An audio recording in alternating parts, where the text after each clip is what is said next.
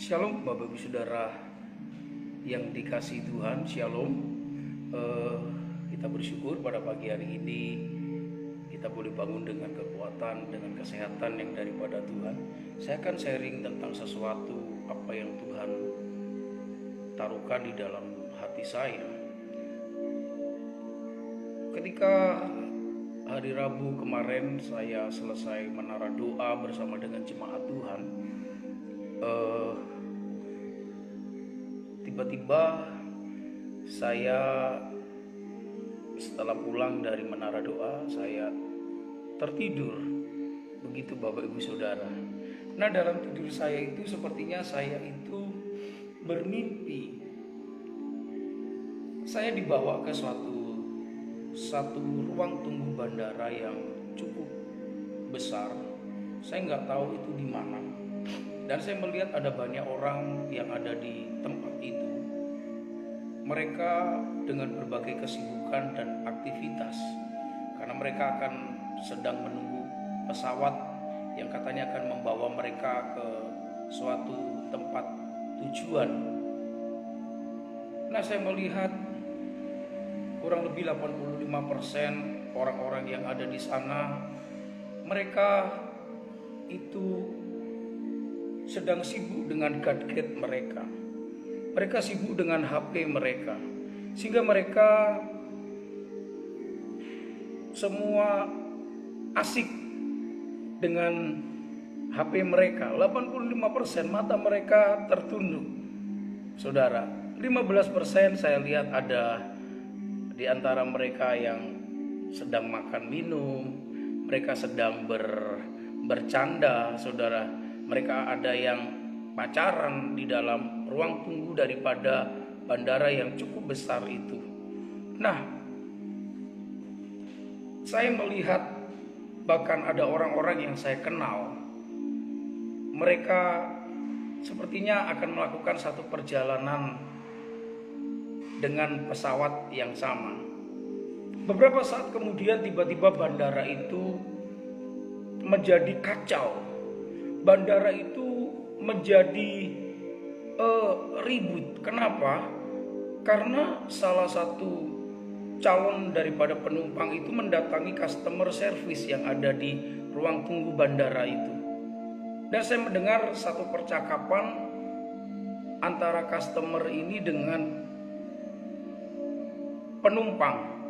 Nah, ternyata penumpang ini dia bilang, kami di sini kan sudah terlalu lama menunggu. Kenapa pesawat kok tidak datang? Mana pesawat kami yang akan membawa kami itu? Lalu jawab daripada customer ini, loh, bukankah sudah beberapa kali pengumuman, bahkan alarm sudah dibunyikan, bahkan sirine sudah dibunyikan? Kan pesawat baru saja berangkat. Saudara, begitu customer memberikan penjelasan seperti itu, tiba-tiba semua berbondong-bondong datang menemui, menjumpai daripada customer. Bagaimana? Kok kami tidak tahu? Nah, saudara, lalu mereka hampir melakukan satu unjuk rasa. Ada yang mereka yang mukanya kesal, ada yang mereka merasa kecewa, ada mereka yang merasa bahwa seolah-olah mereka itu dikerjain begitu. Lalu mereka bertanya, terus apa yang saya harus lakukan? Jadi apa yang kami lakukan? Jadi customer ini dia bilang, ya beli tiket lagi lah. Beli tiket lagi no. Nah, saya percaya Bapak Ibu Saudara juga tahu bahwa di ruang tunggu bandara, di bandara apapun, tidak pernah dijual tiket di sana. Akhirnya orang banyak ini mereka keluar dari ruangan tunggu bandara. Mereka bersama-sama, dan saya lihat semua yang ada di situ melakukan perjalanan yang sama dengan pesawat yang sama. Jadi mereka keluar semua dari bandara, dari ruang tunggu itu. Mereka mencari tiket di tempat mereka boarding pass, karena di sana dijual tiket. Nah,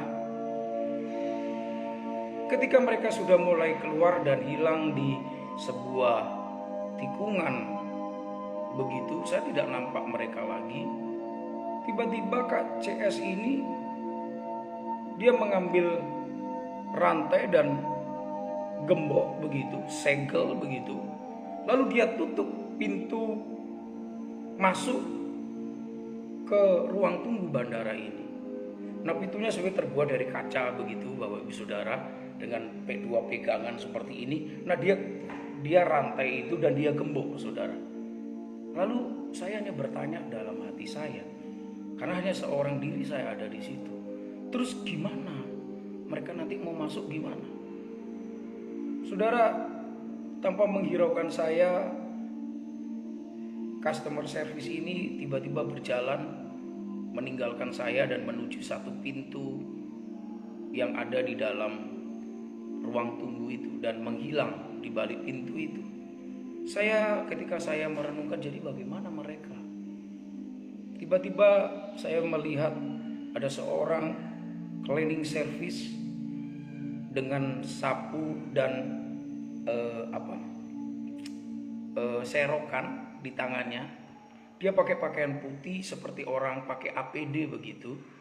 Dia baju putih, sarung tangan putih, pakaian putih, dia gunakan topi putih, dan saya kurang terlalu mengerti. Topi itu agak diturunkan begitu. Lalu saya melihat orang tersebut berjalan mendekati saya. Cleaning service itu mendekati saya. Dan dia berbicara kepada saya. Dia hanya katakan bahwa mari kita pergi dari sini karena bandara ini sudah ditutup. Begitu saya terjaga, tiba-tiba saya terjaga dari tidur saya. Saya pikir itu sudah jam 4 atau jam 5 pagi.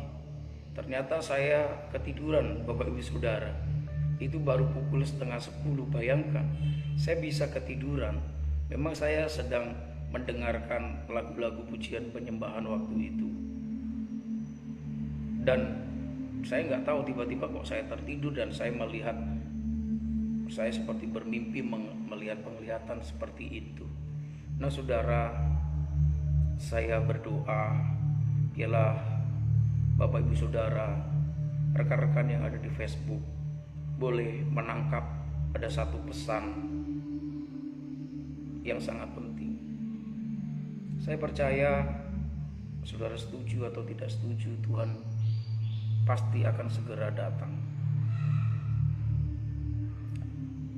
Hari-hari anak manusia, satu hari daripada anak manusia itu akan tiba. Ketika dia ada di awan-awan, dan kita yang sungguh-sungguh akan diangkat bersama-sama dengan dia. Itulah gereja yang sulung. Karena ada satu hari lagi, ada hari anak manusia lagi. Bagaimana nanti gereja akan mengalami proses. Kalau kita tidak diangkat, maka gereja akan mengalami proses yang cukup berat. Bapak Ibu Saudara akan mengalami proses yang cukup berat, ujian iman yang cukup berat, dan sangat sedikit sekali yang akan bertahan. Itulah masa antikris. Oleh sebab itu Tuhan mengingatkan Bapak Ibu Saudara dan saya bahwa waktunya sudah sangat-sangat singkat. Jangan lagi menjadi orang Kristen yang main-main, Bapak Ibu Saudara, hanya sekedar orang Kristen. Tetapi kita harus benar-benar menangkap dan melakukan apa yang menjadi kehendak Tuhan pada zaman ini. Bapak Ibu Saudara, di dalam Matius pasal yang ke-25 ayat 10 sampai 13 saya akan membacakan. Akan tetapi waktu mereka sedang pergi untuk membelinya, datanglah mempelai itu dan mereka yang telah siap sedia masuk bersama-sama dengan dia ke ruang perjamuan kawin, lalu pintu ditutup. Kemudian datang juga gadis-gadis yang lain itu dan berkata, "Tuan, Tuan, bukakanlah kami pintu." Tetapi ia menjawab, "Aku berkata kepadamu, sesungguhnya aku tidak mengenal kamu. Karena itu berjaga-jagalah, sebab kamu tidak tahu akan hari maupun saatnya." Saudara, di dalam Matius pasal yang ke-24 juga ini berbicara tentang pengangkatan, tentang hari Tuhan itu. Saudara kasih Tuhan, pada waktu itu kalau ada dua orang di ladang, Matius 24 ayat 40 sampai 42, yang seorang akan dibawa dan yang lain akan ditinggalkan. Kalau ada dua orang perempuan sedang memutar batu kilangan, yang seorang akan dibawa dan yang lain akan ditinggalkan. Karena itu berjaga-jagalah, sebab kamu tidak tahu pada hari mana Tuhanmu datang. Saya percaya ini berbicara tentang satu diangkat, satu ditinggal, 5 diangkat, 5 ditinggal. Ini berbicara tentang 50% dari orang-orang yang percaya. Mereka yang ditinggal, mereka akan mengalami aniaya yang begitu mengerikan, dan sangat sedikit orang yang bisa bertahan. Tapi kepada mereka yang diangkat, mereka akan mendapatkan kemurahan dan kebaikan Tuhan yang luar biasa. Berapa banyak saudara yang mau diangkat oleh Tuhan? Mari, apa yang harus kita lakukan? Tuhan bukakan di dalam Kolose 3 ayat 1 sampai 4. Karena itu kalau kamu dibangkitkan bersama-sama dengan Kristus, carilah perkara yang di atas, di mana Kristus ada duduk di sebelah kanan Allah. Pikirkanlah perkara yang di atas, bukan yang di bumi. Sebab kamu telah mati dan hidupmu tersembunyi bersama dengan Kristus di dalam Allah.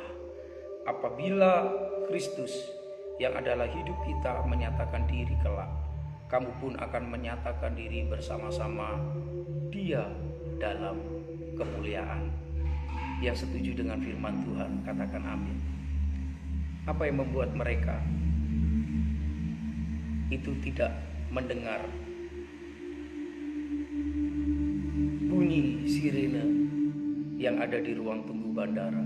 Mereka tidak mendengar pengumuman bahwa pesawat itu sudah datang, karena mereka sedang fokus bukan kepada perkara yang di atas, tapi mereka sedang fokus kepada perkara yang di bumi.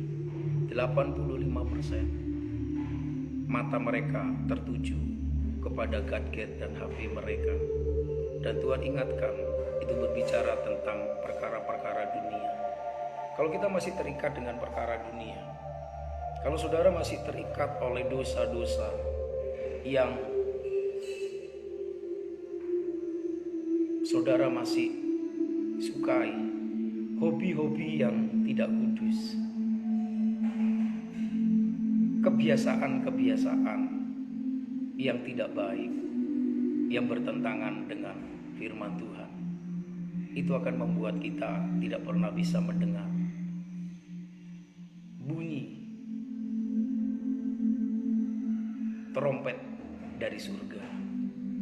Tapi saya mengajak kita semua, saudara dimanapun berada, mari pasang telinga rohani kita, buka mata rohani kita, untuk kita mendengar sesuatu yang datang dari surga. Firman itu datang dari surga. Haleluya. Saudara pernah dengar satu pujian ini?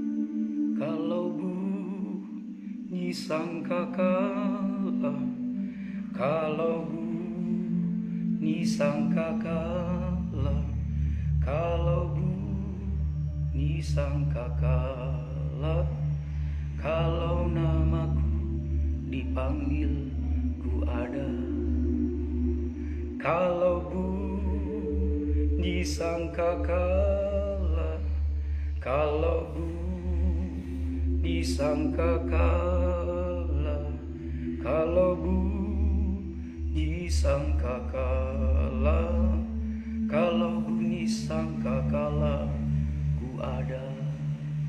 Kiranya ketika sangkakala itu berbunyi, saudara dan saya boleh mendengar. Jangan sampai kita tertinggal. Tapi ketika Tuhan ada di awan-awan permai untuk menjemput kita, kita akan melepaskan tubuh dosa ini. Kita akan lepaskan tubuh yang celaka ini. Dan kita akan menyongsong Tuhan di awan-awan yang permai. Amin. Tuhan Yesus memberkati. Saya akan berdoa bagi kita semuanya. Mari kita tundukkan kepala. Terima kasih, kami ucap syukur buat pesan Tuhan pada pagi hari ini. Kiranya boleh mengingatkan kami untuk kami senantiasa berjaga-jaga, karena kami tidak tahu kapan dan waktu dan saatnya. Tapi kami percaya bahwa peringatan-peringatan tentang kedatangan Tuhan sudah semakin kami dengar, sudah semakin dekat. Kiranya kami boleh menangkap di dalam roh kami, karena kami percaya sangkakala Tuhan tujukan bukan kepada dunia ini, tapi sangkakala Tuhan bunyikan kepada kami yang percaya kepada Tuhan. Berikan kami telinga yang peka, berikan kami hati yang peka, sehingga kami boleh berjumpa dengan Tuhan di awan-awan yang permai pada hari Tuhan menyatakan diri. Di dalam nama Tuhan Yesus kami berdoa. Haleluya. Amin. Tuhan memberkati kita semuanya. Shalom. Selamat beraktivitas. Salam Pentakosta yang ketiga. Bapak Ibu Saudara, saya rindu bahwa setiap kita setiap hari akan mengalami kebangunan rohani dalam kehidupan kita. Roh saudara, roh saya akan selalu bergairah untuk menantikan kedatangan Tuhan kali yang kedua. Tuhan Yesus memberkati. Shalom.